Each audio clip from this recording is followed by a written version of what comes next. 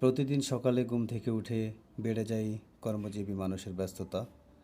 আর এই ব্যস্ততা যেমন বেড়ে যায়, তেমনি বেড়ে যায় গাড়ি, জ্যাম আর সড়ক দুর্ঘটনা।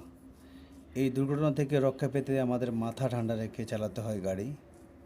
কারণ আপনার সচেতনতায় রক্ষা করতে পারে হাজারো মানুষের জীবন। অনেকে মানছে না ট্রাফিক আইন, হরহামেশাই ঘটছে দুর্ঘটনা, প্রাণ হারাচ্ছেন চালক ও আরোহী। তাই একটুখানি সচেতনতাই পারে আপনাকে দুর্ঘটনা এবং আইনি ঝামেলা থেকে মুক্ত রাখতে। অনেকে আবার ফাঁকা রাস্তা পেয়ে বেপরোয়া গাড়ি চালাতে চেষ্টা করেন, যার ফল হয় ভয়াবহ।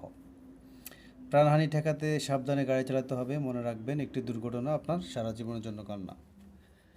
বিশ্লেষকরা বলছেন, অল্প দক্ষ বা অদক্ষ চালক দিয়ে গাড়ি চালানো এই সড়ক দুর্ঘটনার অন্যতম প্রধান কারণ। বেপরোয়া গাড়ি চালাতে গিয়ে যাতে জীবনহানি না হয় সেদিকে অবশ্যই খেয়াল রাখতে হবে।